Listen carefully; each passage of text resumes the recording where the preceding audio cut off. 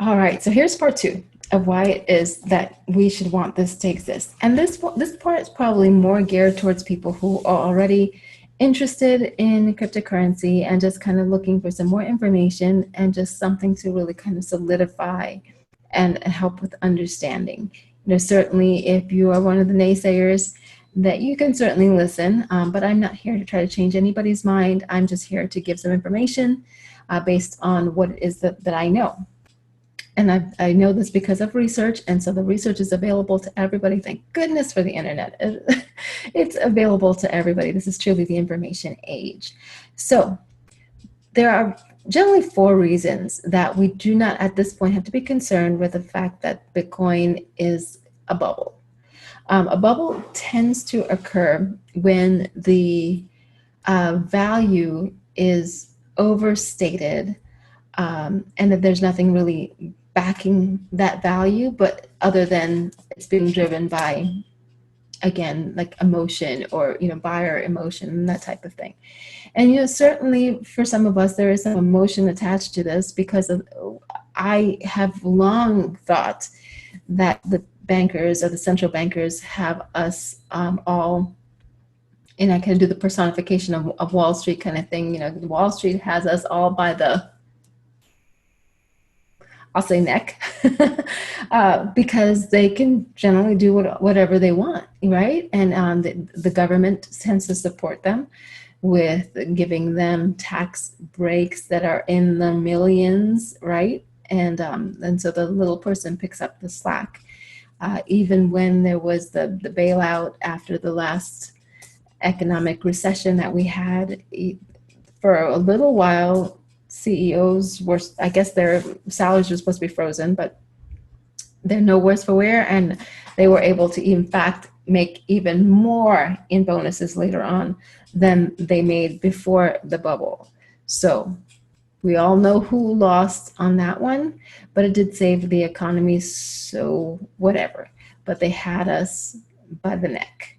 And so a lot of people think that that's why cryptocurrencies, and Bitcoin specifically, was even first created. And it's genius to be able to have this kind of option. So let me go ahead and get into those four. I tend to get really philosophical with things, but let me go into the four reasons that we do not have to at this point be concerned that Bitcoin is a bubble. And I'm going to be talking about Bitcoin more so than other currencies, because some other cryptocurrencies,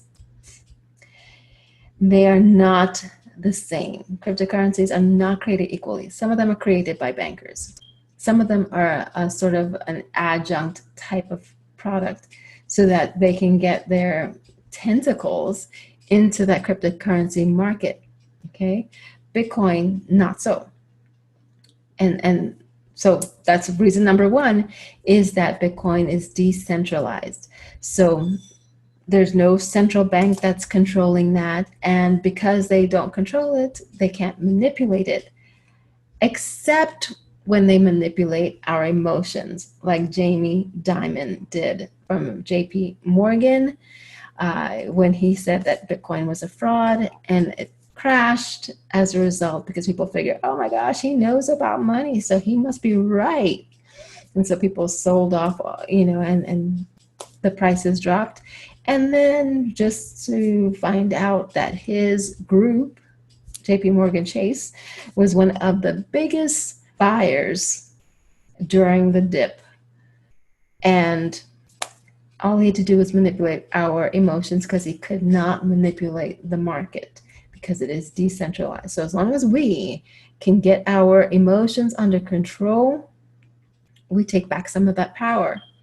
So again, I know that was another soapbox, but it's true. Something to think about. We're going to grow in this together. We're going to get stronger with this as a movement if people understand it and they stop fearing it. So anyway, number one, decentralized. Number two, the supply is truly limited. Your high school economics class taught you that prices are driven by supply and demand. And there's only ever going to be 21 million Bitcoin, purposely done that way so that they retained a value. There's other things that are supposed to be considered scarce that that don't retain their value because there was just really no way to prevent some of the other practices. And I'll kind of get to that. But like with the dollar, with the US dollar, I mean, really central bankers, they're kind of operating on a system of adding zeros and printing more paper. Nothing is backing that money. And so many of you say that that is a weakness of cryptocurrency, is that nothing backs it, but nothing backs paper money either, other than people's willingness to use it. And so then they, central bankers, get to inflate the numbers, supposedly put more paper money or whatever out into the ethos, and we accept it. So as long as we accept it, that's going to happen. But then who's controlling most of these zeros? It's not the average person. Okay. But Bitcoin supply is truly limited. 21 million, but almost 17 million have been mined up to this point. They don't expect the rest of them to be mined until about 2140. So some of us will be long gone unless they come up with time machines or whatever. But that is how long they're going to continue trying to get some more Bitcoin, okay? Or to mine some more Bitcoin and put it out into circulation. And as long as it remains rare, the prices are going to go up, but that gives it its value as well, the rarity. With gold, that was where it initially was supposed to have its value as well, was in its rarity, its scarcity, and the fact of what people had to go through to be able to get more gold.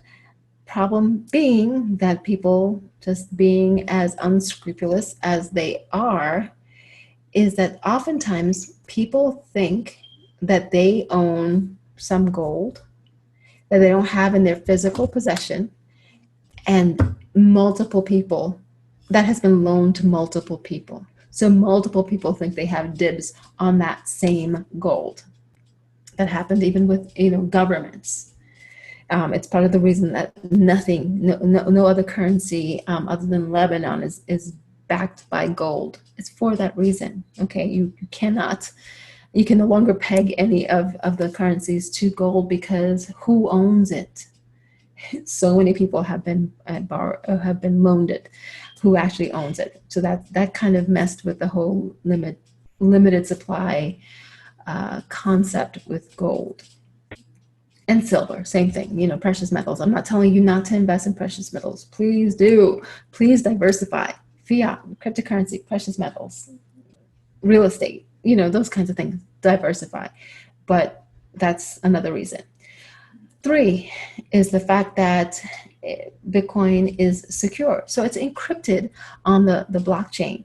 So as long as I control the keys to my Bitcoin, no one can take it. No one can steal it. No one can confiscate it. Okay? All of those things can happen with every other currency we have, right? They can do that with our money. They can do that with our precious metals. They cannot do that with Bitcoin as long as we control the keys to our Bitcoin, which don't keep them on a computer. If your computer goes down, you're going to lose the key. Vaults are the places to keep your keys, especially the more that you accumulate in Bitcoin wealth. But as long as you're the only person that has that, it doesn't matter if they hack the computer. They can hack the computer. It doesn't matter. Your private key is just that. It's encrypted, it's private, and only you have it, and you can protect it, and it cannot be taken away from you. Okay. Number 4 is going back to,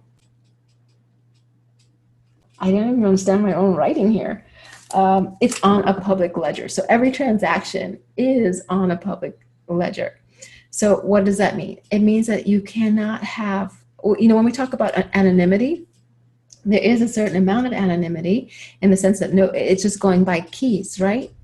Who actually owns that key? Nobody really knows. But every transaction is logged on that public ledger. So, it's open source that way, it's transparent that way, okay? So you cannot have repeated transactions the way that you can with every other kind of currency. And that is a protection, again, for us. That adds to the value of currency. It is the perfect currency. You know, whether it is the perfect technology, the perfect crypto technology, like that. I think I just made up a word. Whether it's perfect in that sense, or whether there be others that come up that are a little bit better in some ways, we have yet to see. But I have not seen any that meets all of these requirements as well as Bitcoin yet. There may be some that even come around and accumulate more value in the future, or higher valuation in the future. But are they good stores of value? Can they retain that value?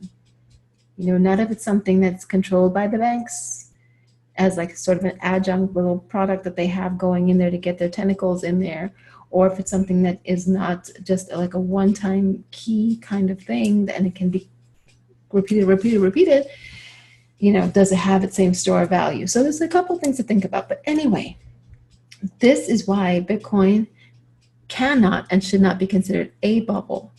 Its valuation is rising because people recognize its value for those four things that I mentioned, as well as people are going to put it into more and more use. It's going to be applied in more and more places the way that the vehicle was. And will it replace crypto or fiat currency? I think so. I think so, as that's the age that we're moving towards. Okay, so don't get so caught up on being stuck on the horse and buggy when the vehicle is coming into the picture. Okay, history does repeat itself. Human nature never changes. There's always going to be people who are afraid of change. There are going to be people who embrace change.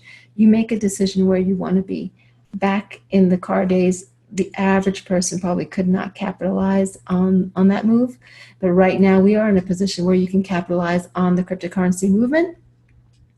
And if that's where I come in, you know, you can get Bitcoin at any exchange. Highly recommend that you do that. And then if you want to be smart about your finances and put it to work for you and have it multiply for you, even passively, then I can help you do that. And I can show you how I'm doing it with mine. So feel free to reach out either in the comments, or you can send me a friend request, or reach out to me on Facebook, and I'll certainly reply to you there and show you how I'm doing it and see if it's a good fit for you.